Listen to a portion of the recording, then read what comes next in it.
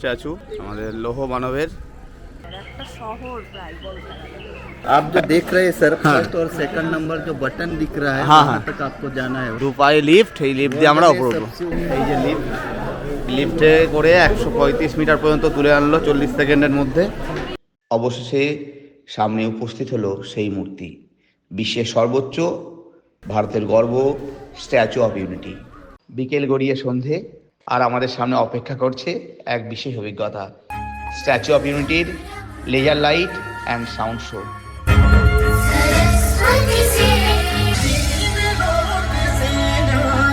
चौथे पुत्र थे वल्लभ भाई। एक युग पुरुष ने वल्लभ भाई के जीवन की धारा ही बदल दी। मन में थे गांधी और मस्तिष्क में एक नए स्वतंत्र भारत का सपना। समाज अनेक, भारत एक, कार्य अनेक, संकल्प एक, ये एकता का संदेश लेकर के हम चले। मैं एकता, यही भारत की विशेषता। হ্যাঁ, তোমার কি ইচ্ছা যে এখনো ঘোরা নাকি বাড়ি এবার বাড়ি যাওয়ার ইচ্ছা। আমার না প্রথমেই আপনাদের কাছে একটা ছোট্ট রিকোয়েস্ট, যদি আপনাদের এই ভিডিও ভালো লেগে থাকে তাহলে আমার ইউটিউব চ্যানেল সুমন ট্রাভেলগ অবশ্যই সাবস্ক্রাইব করবেন। हेलो, हाँ हाँ हाँ हाँ बाहर ही हैं। ठीक है, रात में फिरेगा हम 302-303। আজ 21শে জানুয়ারি 2025, একদম ভোরে আমরা হোটেল থেকে বেরোচ্ছি বাবা মা স্ত্রী আর ছোট মেয়েকে নিয়ে, আজ এক বিশেষ সফরের উদ্দেশ্যে। মনে একটা অন্যরকম উত্তেজনা কাজ করছে। আমরা যাচ্ছি বিশ্বের সবচেয়ে উঁচু মূর্তি দেখতে, স্ট্যাচু অফ ইউনিটি। নাই, কোথায় আছিস বল দেখি। বল্লভভাই প্যাটেলের স্ট্যাচু দেখতে। হ্যাঁ, একদম গুড, স্ট্যাচু অফ ইউনিটি দেখতে যাচ্ছি আমরা। আমাদের গন্তব্য আহমেদাবাদ রেলওয়ে স্টেশন। ওখান থেকে উঠবো জনশতাব্দী এক্সপ্রেসে, যা ছাড়ে প্রতিদিন সকাল 7:55 আহমেদাবাদ থেকে একতানগরের উদ্দেশ্যে। ট্রেনের জানলা দিয়ে দেখা যাবে গুজরাটের প্রাকৃতিক সৌন্দর্য। ধীরে ধীরে এগিয়ে যাবো আমরা কেভাডিয়ার দিকে, যা বর্তমানে একতানগর। সম্ভবত ট্রেন দাঁড়িয়ে আছে। ঠিক 10:30 বাজে আমরা এসে পৌঁছালাম একতানগর রেলওয়ে স্টেশনে। এটি একটি গ্রিন সার্টিফাইড স্টেশন, একদম নতুন, আধুনিক আর সাজানো এক স্টেশন, যার একটাই উদ্দেশ্য দর্শনার্থীদের স্বাগত জানানো স্ট্যাচু অফ ইউনিটিতে। একতানগর স্টেশন থেকে বেরিয়েই দেখা পেলাম স্ট্যাচু অফ ইউনিটি সার্কুলার বাস সার্ভিসের। এই বাস সম্পূর্ণ বিনামূল্যে ঘোরায় স্ট্যাচু অফ ইউনিটি, জঙ্গল সাফারি, বাটারফ্লাই গার্ডেন, পেট জোন, ক্যাকটাস গার্ডেন এবং আরও অনেক জায়গায়। এবার উঠবো সেই বাসে, যার প্রতিটি স্টপ আমাদের নিয়ে যাবে একটার পর একটা বিস্ময়ের মধ্যে। আমরা বাসে উঠে পড়েছি। বাসে উঠেই জানালা দিয়ে দেখতে পেলাম সুন্দর রাস্তা, ফুলের শাড়ি, পাহাড়ের পেছনে উঁকি দেওয়া নর্মদা নদী। এই পুরো এলাকাটাই এখন ভারতের এক স্মার্ট ট্যুরিজম হাব। আগে এই জায়গার নাম ছিল কেভাডিয়া, কিন্তু 2021 সালে এই জায়গার নাম দেন একতানগর, অর্থাৎ ঐক্যের নগর। এই নামটি শুধুমাত্র একটি পরিবর্তন নয়, বরং এটি একটি রাজনৈতিক, সাংস্কৃতিক এবং ঐতিহাসিক বার্তা। একতানগরে তৈরি হয়েছে একাধিক জোন, প্রবেশপথ, ভিজিটার গাইডিং সিস্টেম, একটি সম্পূর্ণ স্মার্ট ট্যুরিস্ট ডেস্টিনেশন। গাইডের কণ্ঠে শুনতে পেলাম পরবর্তী স্টপ স্ট্যাচু অফ ইউনিটি। এই আমরা স্ট্যাচুর সামনে দাঁড়িয়ে একদম। অবশেষে সামনে উপস্থিত হলো সেই মূর্তি, বিশ্বের সর্বোচ্চ, ভারতের গর্ব, স্ট্যাচু অফ ইউনিটি। উচ্চতা 182 মিটার, অর্থাৎ প্রায় 600 ফুট। এই প্রকল্পের সূচনা হয় 2013 সালে। সারা ভারত থেকে কৃষকদের অব্যবহৃত লোহার যন্ত্রাংশ এনে তৈরি হয় লোহা অভিযান, যার মাধ্যমে জনগণের অংশগ্রহণে গড়ে ওঠে এই প্রকল্প। নির্মাণের সময় লেগেছে প্রায় 5 বছর। 2018 সালের 31শে অক্টোবর সর্দার বল্লভভাই প্যাটেলের জন্মদিনে এই মূর্তি উদ্বোধন করেন মাননীয় প্রধানমন্ত্রী নরেন্দ্র মোদী। নির্মাণ করেছে লার্সেন অ্যান্ড টার্বো কোম্পানি। খরচ হয়েছে প্রায় 2,989 কোটি টাকা। नहीं हमारे गाइड भाई आपका नाम क्या है प्रकाश गाइड প্রকাশ আচ্ছা এই হচ্ছে লকার রুম এই লকার রুমে সব কিছু জমা করলাম এখানে ব্যাগ ট্যাগ সব চেক হচ্ছে কোথায় যাবো আমরা? সবগুলো যাবো আমাকে যেটা বলেছে বাচ্চাদের ওটাও দেওয়া তো? আমরা এখন পেরিয়ে যাচ্ছি এক ঐতিহাসিক গেট যা শুধু একটি প্রবেশ পথ নয় বরং এক নতুন অধ্যায়ের শুরু। এই গেটের ওপারে অপেক্ষা করছে সেই মূর্তি যার উচ্চতা মাপা যায় মিটারে কিন্তু যার গভীরতা মাপা যায় ভারতের আত্মায়। এই যে সাজানো রাস্তা, রঙিন ফুল আর মাথা উঁচু করে দাঁড়িয়ে থাকা স্ট্যাচু, সবাই যেন বলছে স্বাগত জানাই আপনাকে ভারতের ঐক্যের মাটিতে। একতানগরের এই গেট আমাদের নিয়ে যাচ্ছে ভারতের গর্বের মুখোমুখি, যেখানে লোহা নয় ঐক্য দিয়ে গড়া এক মূর্তি অপেক্ষা করছে।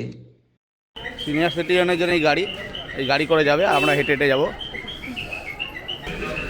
ভীষণ সুন্দর একটা শহর প্রায় বলতে গেলে, আর সেটার মেনটেনেন্স এইভাবে ভীষণ ভাবাই যায় না।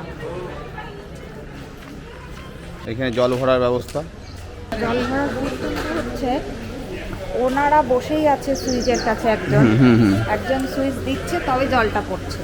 মানে মানুষ কি করে খাওয়ার জলের জায়গায় এসে নিজেদের হাত মুখটা একটু ধুয়ে নেয়, এখানে সেই সুযোগটা নেই। এটা একটা খুব ভালো ব্যবস্থা। এই রাস্তা ধরে যাচ্ছি, রোদ লাগার জায়গা নেই, একদম ঢাকা আছে, এটার সুবিধা। এই এসকেলেটারে আমরা যাচ্ছি, এগোচ্ছি, মানে যেটা হাঁটতে হতো সেটা দাঁড়িয়ে আছি। কিন্তু তুমি সামনে ঘোরো। ওই যে দূরে মা আর বাবা বসে আছে গাড়ি করে এসে। মাদের জন্য পাশে সিঁড়ি আছে। आप जो देख रहे हैं सर, फर्स्ट और सेकंड नंबर जो बटन दिख रहा है वहाँ तक आपको जाना है। अच्छा 135 मीटर हाइट तक आपको जाना रहेगा सर। पैरों में लिफ्ट है सर। ये दो पाए लिफ्ट, এই লিফট দিয়ে আমরা উপরে উঠবো। सबसे ऊंची प्रतिमा है 182 मीटर हाइट है। हाँ, हाँ, हाँ। 182 এই আমরা এবার এখান দিয়ে এন্ট্রি নিচ্ছি ভেতরে। মিউজিয়ামের গেট দিয়ে ঢুকতেই চোখে পড়ল এক অসাধারণ প্রদর্শনী। এই বিশাল প্রকল্পের প্রধান ইঞ্জিনিয়ার, স্থপতি ও নির্মাণ দলের ছবি, যাদের নিরলস পরিশ্রমে গড়ে উঠেছে ইতিহাস। আর সামনে দাঁড়িয়ে রয়েছেন সর্দার বল্লভভাই প্যাটেলের লাইফ সাইজ রেপ্লিকা। এক মুহূর্তের জন্য মনে হবে তিনি নিজেই যেন আমাদের স্বাগত জানাচ্ছেন।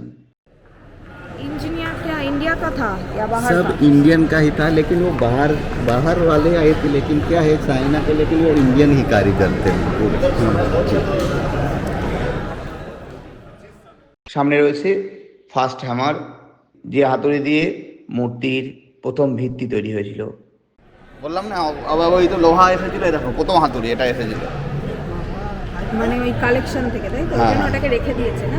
হ্যাঁ, আমরা সঙ্গে আমাদের একটা গাইড নিয়েছি, বেশ খুব সুবিধা হচ্ছে এতে, টোটাল বিষয়টা বোঝাচ্ছে খুব ভালো করে। অবশ্যই এখানে আসলে একটা গাইডের দরকার, 1000 টাকা চার্জ আছে, কিন্তু অনেক সুন্দরভাবে সব বোঝা যায় জিনিসগুলো। আমরা এখানে বসলাম। Sardar Vallabhbhai Patel, the Iron Man of India, our excellence, blessed with an uncanny foresight. এইখানে সর্দার বল্লভভাই প্যাটেলের টোটাল জীবনী, তার কর্মকাণ্ড সব দেখাচ্ছে, একবার ইংরাজিতে, একবার গুজরাটি, একবার হিন্দিতে। আমরা ইংরাজিটা শুনলাম। হ্যাঁ, এই হচ্ছে গ্যালারির নিচটাই। এই জায়গায় কিছু লিখলে, এই যে এখানে লিখলে সেটা ওখানে শো করবে। এই যেমন আমি লিখলাম এবং এটা লেখা অটোমেটিক চলে আসলো, এই যে দেখাচ্ছে আমার নাম দিয়ে, লোকেশন দিয়ে, যে I pledge to be honest and follow the rules of law to make my India great nation, এই যে লেখাটা দিলাম। এই লিফট করে আমরা এখন ওপরে যাব স্ট্যাচুর একদম বুকের কাছটাতে। এই যে আগে মিউজিয়াম দেখে আসবো, তারপরে এসে আমরা স্ট্যাচুর সামনে যাব। এই সব লাইনে দাঁড়িয়েছে। এই যে লিফট, এই লিফটে করে 135 মিটার পর্যন্ত তুলে আনলো 40 সেকেন্ডের মধ্যে।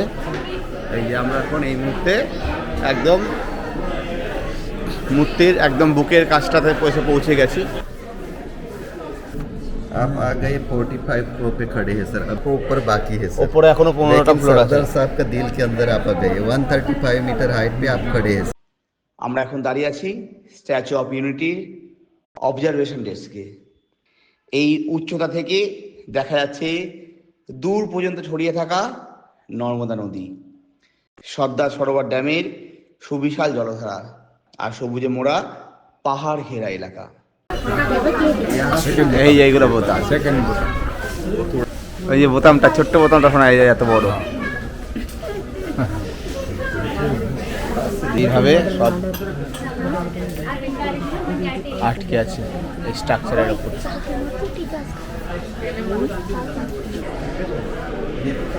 प्लेट पे नंबर लिखा है, कभी भी डैमेज हो जाएगा तो तुरंत रख देगा। এটা প্রত্যেক প্লেটে নাম্বার দেওয়া আছে, যে কোনো রকম কিছু ড্যামেজ হলে আবার সেটা পাল্টানোর ব্যবস্থা করা আছে সেভাবেই। এবার ওপর থেকে আমরা নিচে আসলাম একদম পায়ের কাছে, এখান থেকে আমরা মূর্তির ভিউ পাবো, পুরো দেখতে পাবো। একদম মূর্তির মাঝখানে পর্যন্ত গিয়েছিলাম। এসকেলেটারে ধাপে ধাপে উঠতে উঠতে যেন মনে হচ্ছিল আমরা শুধু উচ্চতায় উঠছি না, আমরা পৌঁছে যাচ্ছি ভারতের আত্মার গভীরে। আর এবার আমরা এসে দাঁড়িয়েছি স্ট্যাচু অফ ইউনিটির পাদদেশে, সরাসরি মুখোমুখি ভারতের আয়রন ম্যান সর্দার বল্লভভাই প্যাটেলের বিশাল মূর্তির সামনে। এই বিশালতা, এই অস্তিত্ব কোনো ভিডিওতে ধরা পড়ে না, কোনো ছবিতে বোঝা যায় না। এটা নিজের চোখে দেখার অনুভব, যেখানে আপনি নিজেকে অতি ক্ষুদ্র মনে করেন, তবুও গর্বে বুক ফুলে ওঠে। এটা শুধু একটি স্থাপত্য নয়, এটা একটা জাতির শ্রদ্ধা, সাহস এবং ঐক্যের প্রতীক। এবং এখন আমরা দাঁড়িয়ে আছি মূর্তি ঠিক পায়ের কাছে। আপনি জানেন এই মূর্তির জুতোর দৈর্ঘ্য প্রায় 18 ফুট, এতটাই বিশাল যে তাতে একটা পরিবার দাঁড়িয়ে যেতে পারে। আমরা এখন একদম স্ট্যাচুর সামনে চলে এসেছি। এই মূর্তি তৈরি হয়েছে ব্রোঞ্জ ক্ল্যাডিং প্লেট দিয়ে, প্রায় 6500টি সূক্ষ্ম ডিজাইন করা ধাতব প্যানেল। ভিতরে রয়েছে শক্তিশালী কংক্রিট ও স্টিল ফ্রেমওয়ার্ক, আর বাইরের দিকটা একেবারে নিখুঁত ব্রোঞ্জের গায়ে প্রাণ ঢেলে দেওয়া। প্রকল্পের উপকার লার্সেন অ্যান্ড টার্বো কোম্পানি, আর শিল্প নির্দেশনায় ছিলেন কিংবদন্তি ভাস্কর রাম বিশুতার। প্রায় 3000 জন ইঞ্জিনিয়ার, স্থপতি আর শ্রমিক দিনরাত এক করে গড়েছেন এই স্বপ্ন। মাথার চুলের রেখা, চোখের দৃষ্টি, জামার প্রত্যেকটা ভাঁজ, সব কিছু এত নিখুঁত, এত সূক্ষ্ম, যেন শিল্পী প্রতিটি ধাপে প্রাণ ঢেলে দিয়েছেন। এই স্ট্যাচু অফ ইউনিটি শুধু ভারতের নয়, বিশ্বের শ্রদ্ধা ঐক্যের সর্বোচ্চ মিনার। চীনের স্প্রিং বুদ্ধা টেম্পেল 128 মিটার উচ্চতা, জাপানের গ্রেট বুদ্ধা টেম্পেল 110 মিটার, আমেরিকার স্ট্যাচু অফ লিবার্টি 93 মিটার, আর আমাদের স্ট্যাচু অফ ইউনিটি একটানা 182 মিটার, প্রায় 600 ফুট উচ্চতা সম্পূর্ণ এই মূর্তি। সব কিছুর ওপরে সত্যিকারের শীর্ষে। এই উচ্চতা শুধু মাপের নয়, এটা এক দর্শনের উচ্চতা, যেখানে ঐক্য, আত্মবিশ্বাস আর ইতিহাস একসাথে মাথা তুলে দাঁড়িয়ে আছে। এই যে আমরা এখন স্ট্যাচু অফ ইউনিটি থেকে বেরোচ্ছি, এবার আরও অনেকগুলো জায়গা দেখার আছে। এই যে একটু বাইরের দিকে থেকে এই মূর্তি, এই যে আমরা স্ট্যাচুর এই বাইরের দিকটা আসলাম একটু খাবার জন্য। এই যে ধাবা অনেক আছে এখানে, রাস্তা দিয়ে ওই একটু পেরিয়ে যেতে হবে। এই এই দোকান থেকে খাওয়া দাওয়া করলাম আমরা। এবার আমরা যাব ক্যাকটাস গার্ডেন আর বাটারফ্লাই গার্ডেন। না, গাড়ি দিয়ে ওখানে গেলে গাড়ি পাবো। সামনে যে পিঙ্ক কালারের টোটোগুলো দেখা যাচ্ছে, এগুলো চালান এখানকার স্থানীয় মহিলারা। পর্যটকদের আরামদায়ক যাতায়াত দেওয়ার পাশাপাশি ওরা নিজেরাও গড়ে তুলেছেন স্বনির্ভরতার এক অনন্য দৃষ্টান্ত। এখানে দাঁড়ালাম, এই যে 10 নম্বর স্টেশন 10, এখান থেকে আমরা এখন বাস ধরবো। মূর্তির সুবিশাল উচ্চতা আর সৌন্দর্য দেখে এবার আমরা উঠে পড়লাম বাসে। পরবর্তী গন্তব্য ক্যাকটাস গার্ডেন আর বাটারফ্লাই গার্ডেন। বাসের জানালা দিয়ে দেখতে লাগলাম রঙিন ফুল আর পরিপাটি রাস্তা। এই আমরা ক্যাকটাস গার্ডেন, বাটারফ্লাই গার্ডেনে চলে এসেছি, প্রায় 15 কিলোমিটার দূর। অ্যাডেনিয়ামগুলো দেখো, দেখেছিস বলছিলাম গেটটাও সুন্দর। यहाँ पे क्या सर पूरा डंपिंग साइट था, हाँ हाँ हाँ। वो जो मिट्टी ला के यहाँ पे कैक्टस गार्डन बने, 450 जितनी वेराइटी अलग अलग कैक्टस है और 17 देश से लाया गया है कैक्टस। এইটাই ফুলটা তুমি দেখো, অ্যাডেনিয়ামটা এত বড় অ্যাডেনিয়াম কোথাও দেখিনি। কি সুন্দর গাছ ভর্তি ফুল। আমরা এসে পৌঁছেছি ক্যাকটাস গার্ডেন। এখানে প্রায় 450 ধরনের ক্যাকটাস, আকারে ছোট বড় গোল, কাটাই ভরা, যেন এক নতুন জগৎ। ও এটা একটা প্রজাতির ক্যাকটাস, নাম দেখে নাও। হচ্ছে কোন জায়গাটা সেগুলো লেখা আছে। এগুলো সবই ক্যাকটাস প্রজাতি। এদিকে দেখো, এটা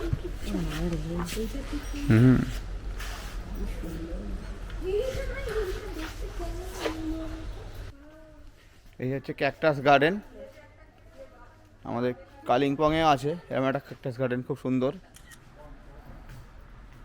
এই যে একটা ভ্যারাইটি, খুব সুন্দর ভ্যারাইটি এটা।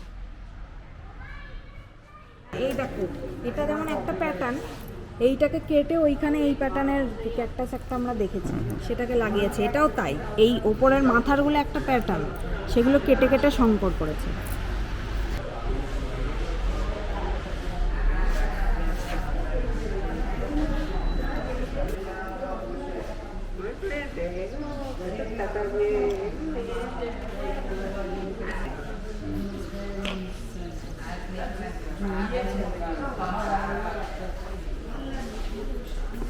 আমরা এখনো ক্যাকটাস গার্ডেনের ভেতরেই আছি। এখান থেকে বাটারফ্লাই গার্ডেনে গেলাম, কিন্তু বাটারফ্লাই গার্ডেনে বাটারফ্লাই সেভাবে কিছু নেই। এই যে আমি একটু উপর দিকে আসলাম, এখান থেকে এই সর্দার সরোবর ড্যাম দেখা যাচ্ছে। এখান থেকে সর্দারজির মূর্তি,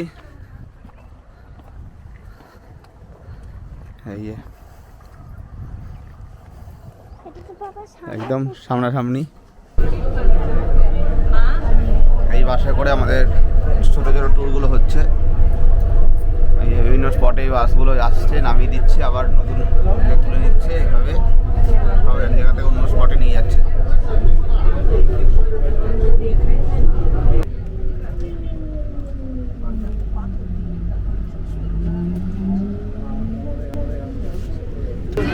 এই যে বাস থেকে আমরা নেমে পড়ছি,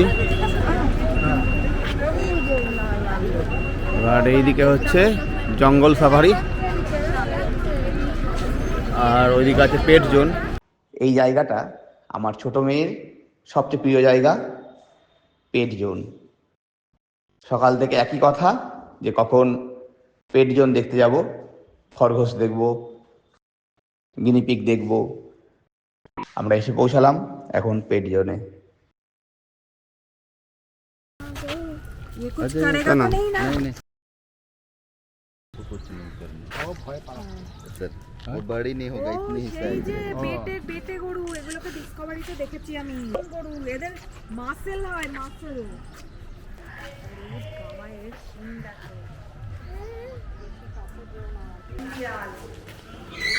পার্সিয়ান ক্যাট, ওই যে ওপরেরটা ঘুমাচ্ছে। এই যে সেই ইঁদুর, সেই অ্যাকোরিয়ামে গিয়ে দেখলাম, এইগুলো ম্যাডাম। আমরা এসে পৌঁছালাম স্ট্যাচু অফ ইউনিটির জুওলজিক্যাল পার্কে, যা স্থানীয়ভাবে পরিচিত জঙ্গল সাফারি নামে। এখানে রয়েছে আফ্রিকা, এশিয়া, অস্ট্রেলিয়ার 70+ প্রজাতির প্রাণী। জঙ্গল সাফারির শুরুটাই ছিল শ্বাসরুদ্ধকর এক অভিজ্ঞতা। আমরা দাঁড়িয়েছিলাম কাছে ঘেরা একটা জায়গায়, আর সামনেই এশিয়াটিক লায়ন। সিংহটা এপাশ করছে আর খাঁচার ভেতর রাজকীয় ভঙ্গিতে ঘুরে বেড়াচ্ছে, যেন এখনো জঙ্গলের রাজা। আমাদের সামনে এখন একটা ইন্ডিয়ান লেপার্ড, একদম কাছে অপর পাশে, কাছের এপাশ থেকে ওপাশ করছে, চোখে নিঃশব্দ হিংস্রতা, আর আমাদের স্পন্দন একটু একটু করে বাড়ছে। ব্ল্যাক প্যান্থার আমাদের সাফারি গাড়ি এগিয়ে যাচ্ছে এই জঙ্গল সাফারির মধ্যে দিয়ে।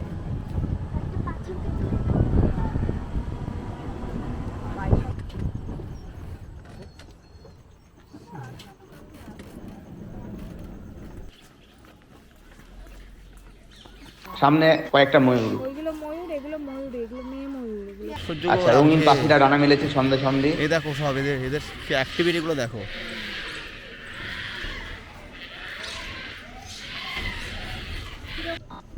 সামনে সাদা হরিণ, সাইডগুলো তো মেন সুন্দর গো। সাধারণ আগে জলটা তো হচ্ছে তো। শেয়াল,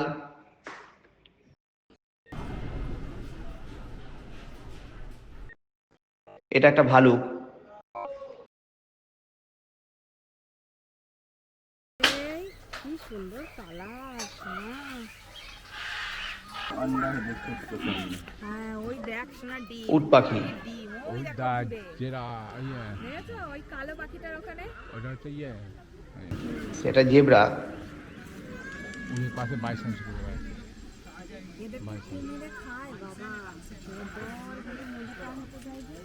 এই বিশাল জঙ্গল প্রদর্শনী শেষে আমরা সাফারি থেকে বেরিয়ে এলাম।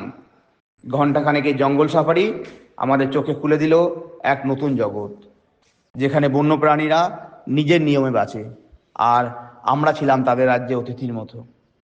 প্রতিটি মুহূর্ত ছিল রোমাঞ্চে ভরা। সিংহ, চিতা, ভালুক, হরিণ, পাখি সব মিলিয়ে যেন জীবন্ত বন্য জীবনের প্রদর্শনী। এই সাফারি আমাদের মনে রেখে গেল এক অমলিন স্মৃতি। এবার সাফারি থেকে বেরিয়ে রওনা দিলাম পরবর্তী গন্তব্যে, স্ট্যাচু অফ ইউনিটির গায়ে আলোক প্রদর্শনী দেখার জন্য। বল শোনাই, কেমন লাগলো?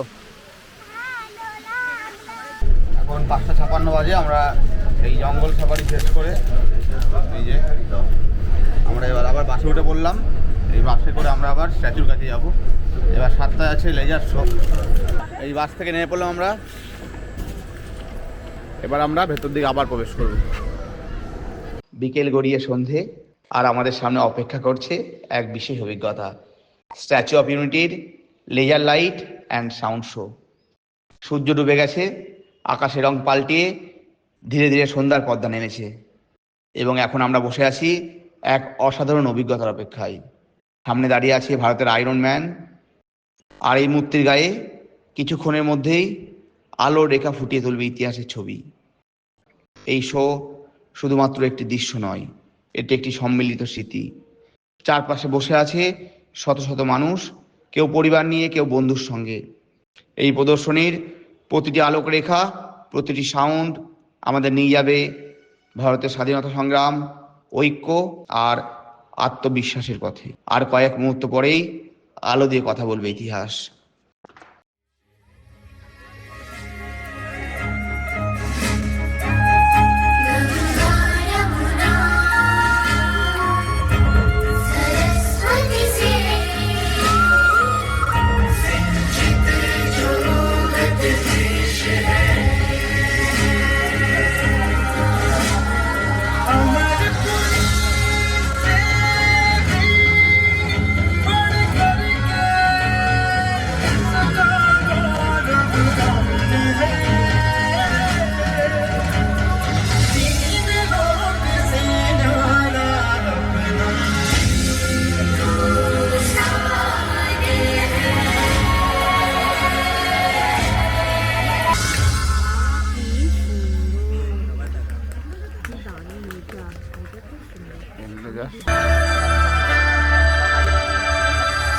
नम्र किसान का बेटा था वो दृढ़ता का भंडार। वल्लभ भाई पटेल नाम कहलाता था सरदार। कृषक कार्मिक जनगण से था उसको प्यार अपार। अखिल देश ने उसे रहनुमा किया था स्वीकार। तेज पुंज तुम, शक्ति पीठ तुम, बल का सागर अपरंपार। ऋणी देश का नम्र नमन तुम स्वीकारो सरदार।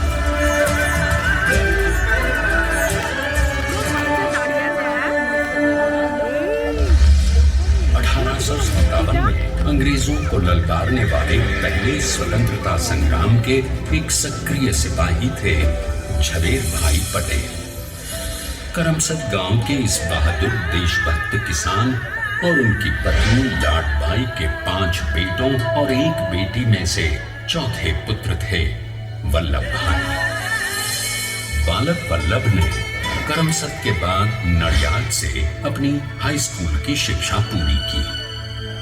फिर 13 साल की उम्र में उनकी शादी भी हो गई, छोटी सी झवेर बाई से। 2 बच्चों, बेटी मणिबहन और बेटे डाया भाई को जन्म देने के बाद झवेर बाई असमय ही चल बसी।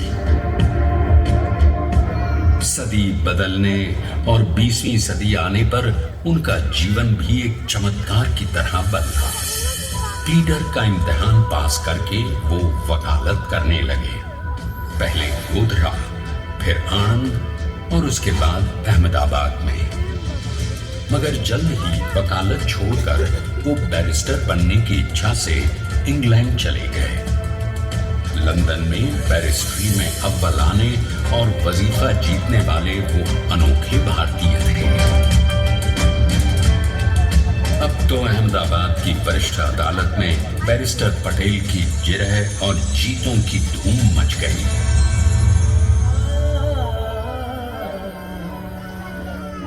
तभी एक युग पुरुष ने वल्लभ भाई के जीवन की धारा ही बदल दी। दक्षिण अफ्रीका में सत्याग्रह के अहिंसक अस्त्र से गोरे शासकों को सबक सिखाकर भारत वापस आए बैरिस्टर मोहनदास करमचंद गांधी से मिलकर वल्लभ भाई ने अपने कुछ वर्षों से सीखे विदेशी व्यवहार और संस्कार हमेशा के लिए त्याग दिए और अब वो अपने खेड़ा के किसानों को हक दिलाने के लिए बापू के साथ आंदोलन में कूद पड़े। अब उनके पैरों में जूते नहीं, गांवों की धूल थी। हृदय में भारत भूमि की शस्य श्यामला धरती। मन में थे गांधी और मस्तिष्क में एक नए स्वतंत्र भारत का सपना।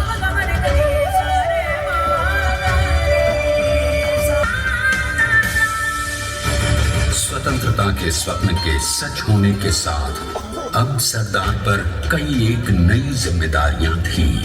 आने वाली आजादी की तैयारी और एक नए भारत के लिए नए लोकतांत्रिक संविधान की संरचना। जैसा उनके साथी ने खुद कहा था, सरदार ने ही छेनी हथौड़ी लेकर एक नए भारत को उकेरा है।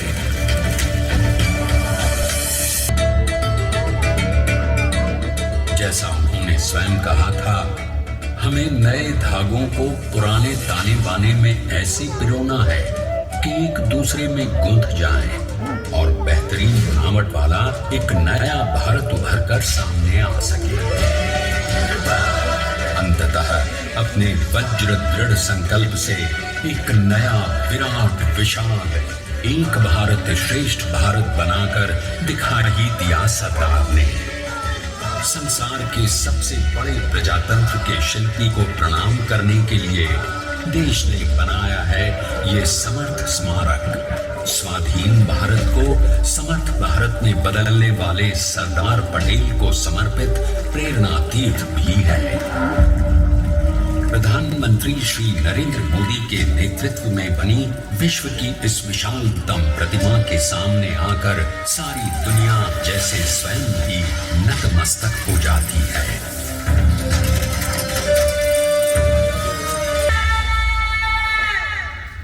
आइए अब देखते हैं कि अपने लौह पुरुष को श्रद्धांजलि देती 182 मीटर ऊंची विश्व की सबसे विशाल काय प्रतिमा का निर्माण कैसे हुआ। सीधा 600 फीट का कंक्रीट का कोर बनाया गया। इस कंक्रीट कोर के साथ लगाया गया स्टील का फ्रेमवर्क।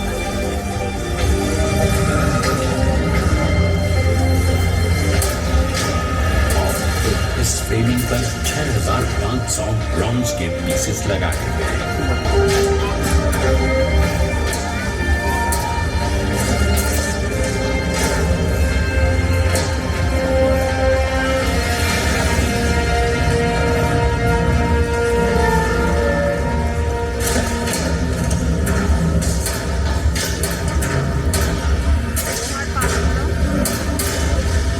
सोचिए कि 182 मीटर ऊंचे इस भव्य स्मारक के निर्माण में कितना सामान और मेहनत लगी है। 70,000 metric ton cement, 18,500 metric ton reinforcement steel, 6,000 metric ton structural steel और 1,700 मीट्रिक टन रॉड।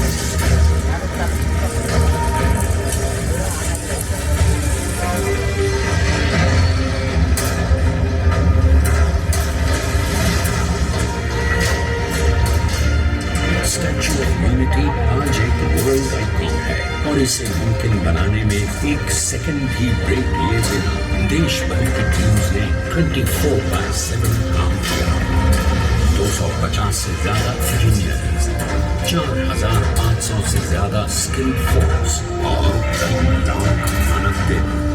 हम गर्व से कह सकते हैं कि कुल मिलाकर स्टैच्यू ऑफ यूनिटी के निर्माण में 95% मान सामान, मजदूर, इंजीनियर्स और एक्सपर्ट्स थे भारतीय। जानते हैं कि 182 मीटर ऊंची इस भव्य प्रतिमा को बनाने में कितना समय लगा? डिजाइन के लिए 12 महीने और निर्माण के लिए 34 महीने, यानी कुल मिलाकर केवल 46 महीने। यूनिटी एकता की प्रतिमा और श्रेष्ठता का प्रतिबिंब है। एक पहल है इस अखंड भारत को श्रेष्ठ भारत बनाने के सपने को पूरा करने के लिए। एक पुकार है हम सबको एकजुट होने के लिए। एक आंदोलन है भारत को सबसे आगे ले जाने के लिए, श्रेष्ठ बनाने के लिए। आपके योगदान और विश्वास से ही बनेगा एक भारत श्रेष्ठ भारत। एकता का स्मारक है, एकता का संदेश है कि भाषा अनेक, भाव एक, राज्य अनेक, राष्ट्र एक, पंथ अनेक, लक्ष्य एक, बोली अनेक, स्वर एक, रंग अनेक, तिरंगा एक, समाज अनेक, भारत एक, रिवाज अनेक, संस्कार एक, योजना अनेक, मकसद एक, कार्य अनेक, संकल्प एक, राह अनेक, मंजिल एक, पहनावा अनेक, मीठा एक, चेहरे अनेक, मुस्कान एक। ये एकता का संदेश लेकर के हम चले। और भाइयों बहनों, ये भारत की विशेषता है, विविधता में एकता। यही भारत की विशेषता है।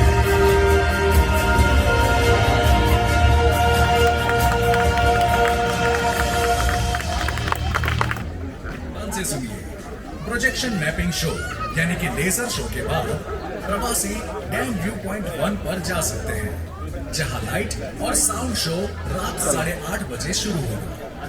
শো শেষ হলো, হৃদয়টা গর্বে পরিপূর্ণ।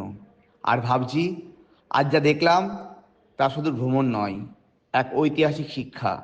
আজকের দিনে এটি একটি দর্শনীয় স্থান, শিক্ষার কেন্দ্র, জাতীয় গর্ব, একটি জীবন্ত ইতিহাস। আপনারাও যদি ভারতের আত্মা ও ঐতিহ্যের স্পন্দন অনুভব করতে চান তবে একবার ঘুরে আসুন একতানগর থেকে। ভারতের হৃদয়ে স্ট্যাচু অফ ইউনিটি ছায়। এই যে একতানগর স্টেশন, আমরা পৌঁছে গেছি। এবার আমরা একটু খাওয়া দাওয়া করবো। রাত্রে খাওয়া দাওয়া করে আমরা এবার এখান থেকে ট্রেন ধরবো, দিয়ে আমরা আমেদাবাদে পৌঁছাবো ঠিক 12টার দিকে। তারপরে কিছুক্ষণ শুয়ে নিয়ে আমাদের ঠিক ভোর 3টার মধ্যে বেরিয়ে যেতে হবে। আমাদের ফ্লাইট 6টার সময়, 3টে থেকে 3:30টার মধ্যে আমরা এয়ারপোর্টে পৌঁছে যাব। বল শোনাই, তাহলে ঘোরাঘুরি পুরো কমপ্লিট আজকে, তাই তো? এবার এবার বাড়ি যাবো, যাবো। হ্যাঁ যাচ্ছি। হ্যাঁ, তোমার কি ইচ্ছা যে এখনো ঘোরা নাকি বাড়ি? এবার বাড়ি যাওয়ার ইচ্ছা। আমার আবার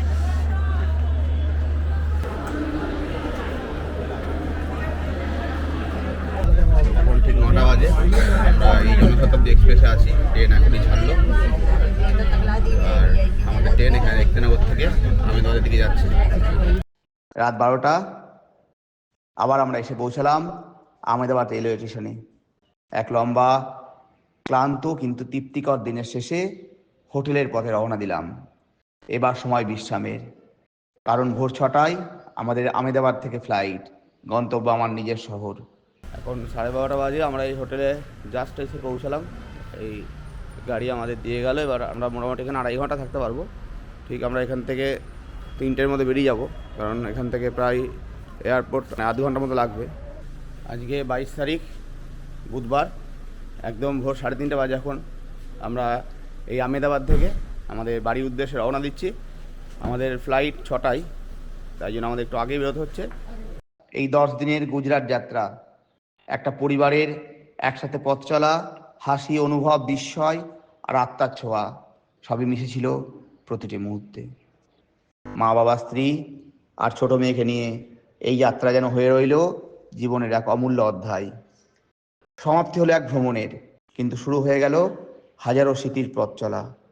মন জুড়ে রয়ে যাবে গুজরাটের সেই প্রতিটি শহর, প্রতিটি দৃশ্য আর প্রতিটি অনুভূতি। বিদায় গুজরাট, আবার দেখা হবে। আমাদের এখনই ফ্লাইট ল্যান্ড করলো এই কলকাতা এয়ারপোর্টে। Attention, please. Customers disembarking at Kolkata. Please keep your boarding pass ready for inspection by our security. এখন 8:50 বাজে, আমরা জাস্ট এই কলকাতা এয়ারপোর্টে ল্যান্ড করলাম। আমাদের 10 দিনের গুজরাট ট্যুর খুব সুন্দরভাবে কমপ্লিট হয়েছে। এই যে হয়েছে, খুব ভালো। একটা কথা বলবো। বল। বলছি, তোমরা কি কেউ গরিলা দেখেছ? আমরা কালকে দেখেছি গরিলা।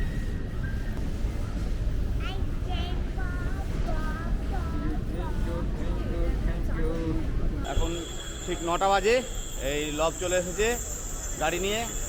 আমরা এবার এখান থেকে কৃষ্ণনগরের উদ্দেশ্যে রওনা দেবো। আমরা এখন আছি কলকাতা এয়ারপোর্টে। আর এখান থেকে মোটামুটি আমাদের 1.5 ঘন্টা লাগবে আমার বাড়ি যেতে। এখন একদম ঠিক 12টা বাজে, আমরা এই পৌঁছালাম কৃষ্ণনগর এসে। এই যে সোনাই চলে এসেছে একদম সেন্টারের সামনে। এইভাবেই শেষ হলো আমাদের এই মনোমুগ্ধকর গুজরাট ভ্রমণ। ফেরার পথে আপনাদের সকলের প্রতি রইল আন্তরিক ধন্যবাদ। যদি ভালো লেগে থাকে তবে অবশ্যই লাইক করুন, সাবস্ক্রাইব করুন আর বেল আইকন চাপুন, যাতে নতুন ভিডিও প্রকাশ পেলেই আপনার কাছে পৌঁছে যায়। প্রতিটি ভিডিও ডেসক্রিপশন বক্সে দেওয়া আছে সেই জায়গায় কিভাবে যাবেন, কোথায় থাকবেন, কোন পরিবহন সবচেয়ে ভালো, সব বিস্তারিত তথ্য। তাই প্রত্যেকটা ভিডিওর ডেসক্রিপশন বক্সটা একবার অবশ্যই দেখে নেবেন। আমাদের চ্যানেলের উদ্দেশ্য শুধু ঘোরা নয়, ইতিহাস, সংস্কৃতি আর শিক্ষামূলক তথ্য আপনাদের কাছে পৌঁছে দেওয়া। খুব শীঘ্রই আমরা ফিরব একদম নতুন কিছু ভিডিও নিয়ে। ততদিন পর্যন্ত আমাদের সঙ্গেই থাকুন আর চলুন একসাথে আবিষ্কার করি আমাদের দেশকে।